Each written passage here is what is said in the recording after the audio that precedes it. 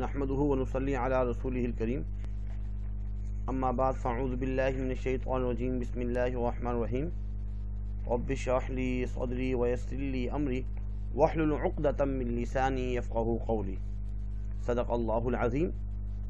عزیز طلبہ، پچھلی کلاس میں ہم نے موضوعاتی مطالعہ پڑھا اور موضوعاتی مطالعے میں تفصیلی سوالات آتے ہیں، اور اس مرتبہ اس دفعہ 3 تفصیلی سوالات آ رہے ہیں۔ ایک قرآن مجید، تعارف، حفاظت اور فضائل سے متعلق، اور دوسرا جو سوال ہے اللہ تعالیٰ اور اس کے رسول صلی اللہ علیہ وسلم کی محبت اور اطاعت۔ یہ 2 سوال ہم پڑھ چکے ہیں، اور آج ہم جو پڑھیں گے علم کی فضیلت اور فرضیت کے بارے میں۔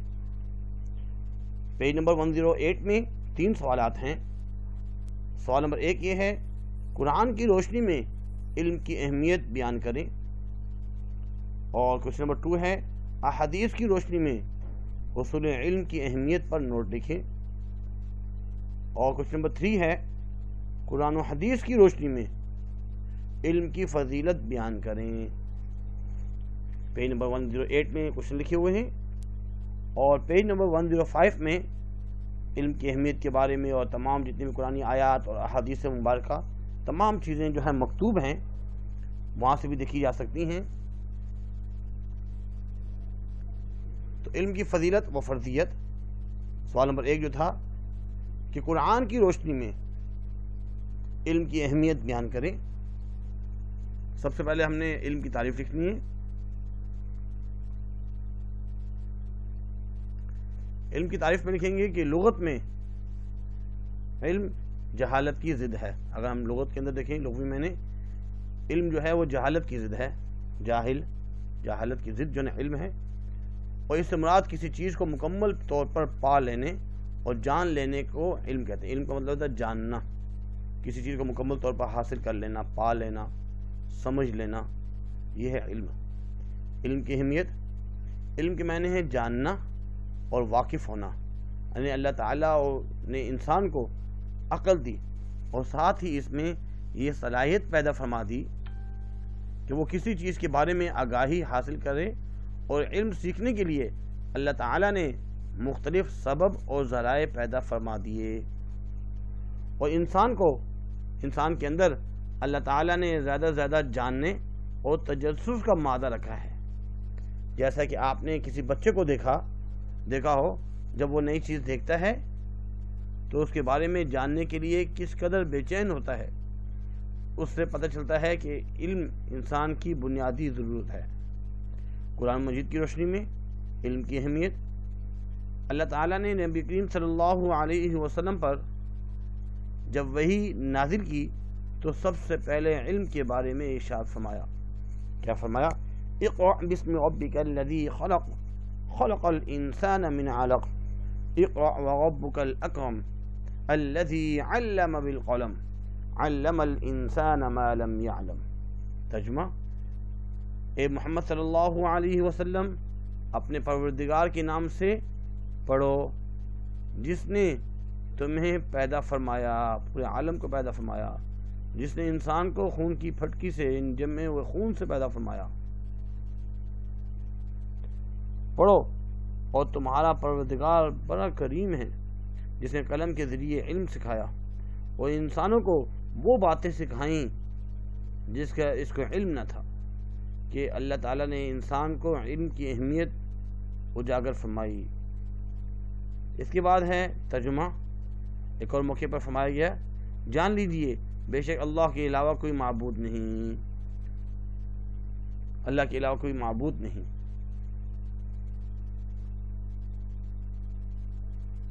لا تعبدوا الا ایاہ۔ علم کی بنیاد پر آدم علیہ السلام مسجود ملائکہ ٹھہرے، یعنی کہ علم کی وجہ سے حضرت آدم علیہ السلام کو فرشتوں نے سجدہ کیا۔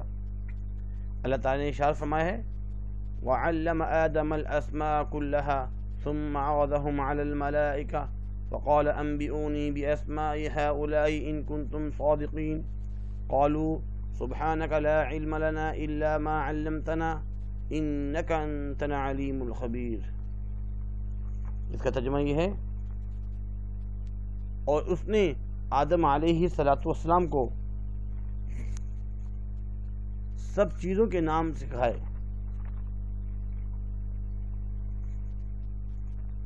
پھر ان کو فرشتوں کے سامنے کیا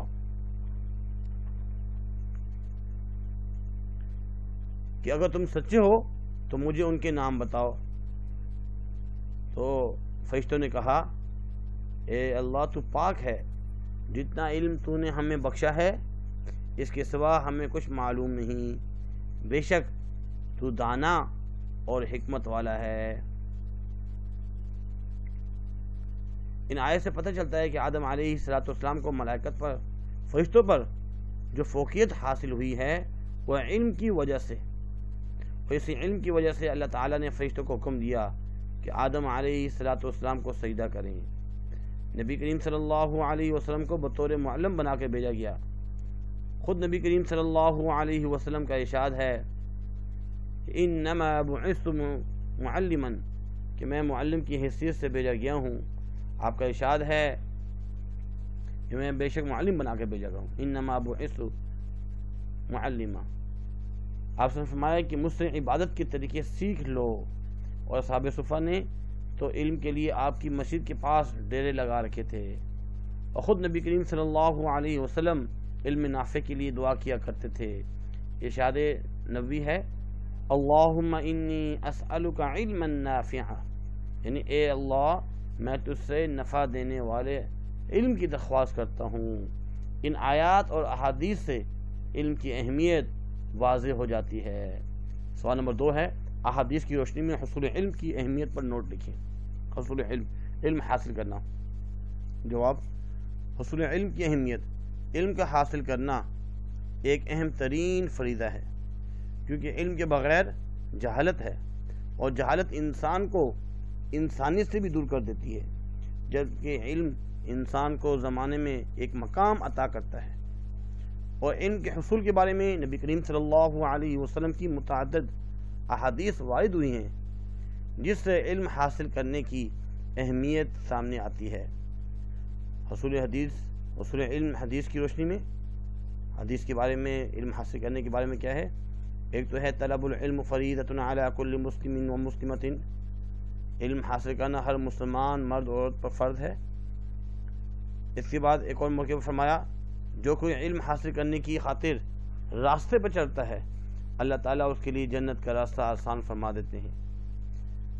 اور طالب علم کے لیے شہادت کا مرتبہ، حضور صلی اللہ علیہ وسلم کا ارشاد ہے اگر کوئی شخص گھر سے علم حاصل کرنے کے لیے نکلتا ہے تو وہ اللہ کے راستے میں نکلتا ہے، اگر اسے اس راستے میں موت آ جائے تو وہ شہید کا مرتبہ حاصل کر لیتا ہے. بدر کے جو قیدی ہے بطور معلمین، حصول علم کے سلسلے میں نبی کریم صلی اللہ علیہ وسلم کی کوششوں کا اندازہ اس بات سے لگایا جا سکتا ہے کہ غزوہ بدر میں جو کافر قیدی ہو کر آئے تھے وہ فدیہ یا ٹیکس وغیرہ دے کر آزادی حاصل نہ کر سکے، تو آپ صلی اللہ علیہ وسلم نے فرمایا کہ ان کی آزادی یہ رکھی کہ وہ 10 مسلمان بچوں کو لکھنا پڑھنا سکھا دیں. حالانکہ وہ تو کافر تھے اور انہوں نے کوئی قرآن حدیث نہیں سکھلانا تھا بلکہ دنیاوی علم سکھانا تھا، مگر آپ صلی اللہ علیہ وسلم نے علم کی قدر کرتے ہوئے ان کا فدیہ یہ مقرر کیا. اس کے بعد ہے صحابہ کرام کے حصول علم کے لیے کوششیں. صحابہ نے کیا کوششیں کی ہیں؟ صحابہ رضی اللہ عنہ اجمعین کے دلوں میں حصول علم کی لگن اس قدر تھی کہ وہ دن کو اپنے کام کاج میں مصروف رہتے اور رات کو نبی کریم صلی اللہ علیہ وسلم کی خدمت میں پیش ہو کر علم حاصل کرتے تھے. اور بعض صحابہ تو دوسرے ساتھیوں سے مل کر باری لگا رکھی تھی کہ ایک دن میں علم حاصل کرنے کے لیے آپ صلی اللہ علیہ وسلم کی خدمت میں حاضر ہوں گا اور دوسرا ساتھی میری جگہ پر کام کرے گا، اور دوسرے دن میں کام کروں گا اور دوسرا ساتھی علم حاصل کرنے کے لیے جائے گا، جیسا کہ حضرت عمر اور ایک انصاری صحابہ کرتے تھے. اصحاب صفہ کی علم کے حصول کے لیے اصحاب صفہ نے کیا کیا؟ بعض صحابہ نے تو مسجد نبوی ہی کو اپنا مسکن بنا لیا، ٹھہرنے کی جگہ، رہنے کی جگہ، کہ اللہ کے نبی سے زیادہ علم حاصل کر لیں. جیسا کہ حضرت ابو ہریرہ رضی اللہ تعالیٰ عنہ اور دیگر اصحاب صفہ اس کی کوشش کرتے رہے۔ اس کے بعد ہے سوال نمبر 3، قرآن و حدیث کی روشنی میں علم کی فضیلت بیان کیجیے۔ علم کی فضیلت، اللہ تعالیٰ نے علم کو جو فضیلت دی ہے وہ کسی دوسری چیز کو نہیں دی، کیونکہ علم عظمت اور سربلندی کا ذریعہ ہے، اور علم بندے کو اپنے رب کی پہچان کرواتا ہے، اور علم سے آشنا لوگ اللہ کے زیادہ قریب ہوتے ہیں، اور اللہ انہیں رفعت عطا فرماتے ہیں، یعنی بلند مرتبے مقام عطا فرماتے ہیں۔ اہل علم کا درجہ، اہل علم کے بلند درجوں کی طرف اشارہ کرتے ہوئے اللہ تعالیٰ نے ارشاد فرمایا ہے، یعنی تم میں سے جو لوگ ایمان لائے اور جنہیں علم دیا گیا، اللہ تعالیٰ ان کے درجات بلند فرمائے گا۔ عالم اور جاہل میں فرق، اللہ تعالیٰ نے علم اور جہالت کا موازنہ کرتے ہوئے ارشاد فرمایا۔ ترجمہ، کیا اہل علم اور جاہل برابر ہو سکتے ہیں؟ هل يستوي الذين يعلمون والذين لا يعلمون؟ جس طرح روشنی اور اندھیرا ایک جیسے نہیں ہو سکتے، اندھا اور بینا ایک جیسے نہیں ہو سکتے، اس طرح عالم اور جاہل بھی برابر نہیں ہو سکتے۔ نبی کریم صلی اللہ علیہ وسلم نے ارشاد فرمایا کہ علم حاصل کرنے کی خاطر ایک آیت کو پڑھنا اور سمجھنا رات بھر عبادت کرنے سے افضل ہے۔ علم تنہائی کا ساتھی، فراخی اور تنگدستی میں رہنا، غمخوار اور بہترین ہم نشین ہے۔ علم جنت کا راستہ بتلاتا ہے، اور دنیا میں قوموں نے ترقی علم کے بل بوتے پر ہی کی۔ علم کی فضیلت اس بات سے بھی ثابت ہوتی ہے کہ اللہ تعالیٰ نے ہمیشہ حکومت اور سلطنت سے اسی قوم کو سربلند فرمایا جسے علم و فضل میں برتری حاصل تھی، جیسا کہ طالوت کے بارے میں ارشاد ہے، وَزَادَهُ بَسْطَةً فِي الْعِلْمِ وَالْجِسْمِ۔ ترجمہ، اور اس کو علم بھی بہت سا عطا کیا ہے۔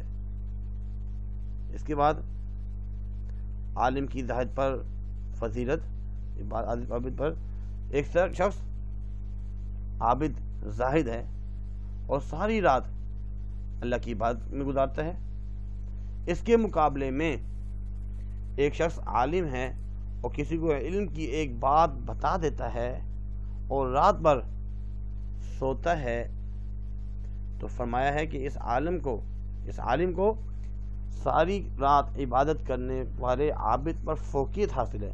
یعنی ایک عابد ہے وہ ساری رات عبادت کر رہا ہے، اور دوسرا ایک عالم رات کو سویا ہوا ہے۔ عالم کا سونا عابد سے بہتر ہے، کیونکہ اس نے دین سکھایا ہے، کسی کو علم سکھایا ہے، علم سکھاتا ہے۔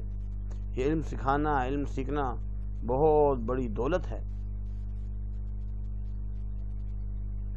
اللہ تعالیٰ نے علم کی فضیلت اور علماء کی فضیلت کو اجاگر کرتے ہوئے ارشاد فرمایا کہ بے شک اللہ کے بندوں میں سے اہل علم ہی اللہ سے ڈرتے ہیں۔ انما یخشی اللہ من عبادہ العلماء، کہ اللہ سے وہ لوگ ڈرتے ہیں جو علم حاصل کرنے والے ہیں۔ شیطان بھی عالم سے خوف زدہ رہتا ہے، اور جتنا عالم سے خائف ہوتا ہے اتنا عابد سے خائف نہیں ہوتا۔ جتنا اللہ رب العزت فرما رہے ہیں کہ حضور صلی اللہ علیہ وسلم کا فرمان ہے کہ شیطان بھی عالم سے خوف زدہ رہتا ہے، اور جتنا عالم سے خائف ہوتا ہے اتنا ہی عابد سے خائف نہیں ہوتا۔ اس طرح قرآن و حدیث سے علم کی فضیلت واضح ہوتی ہے۔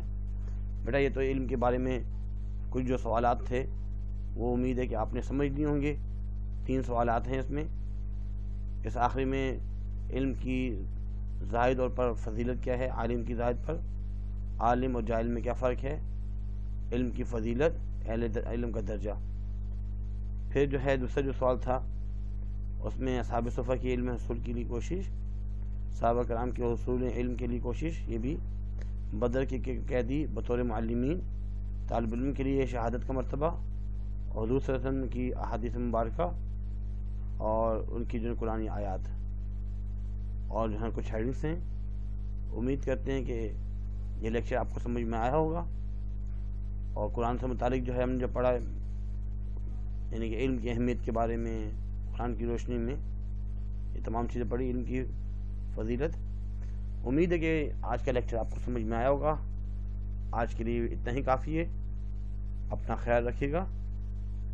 اللہ حافظ۔ وما علینا الا البلاغ۔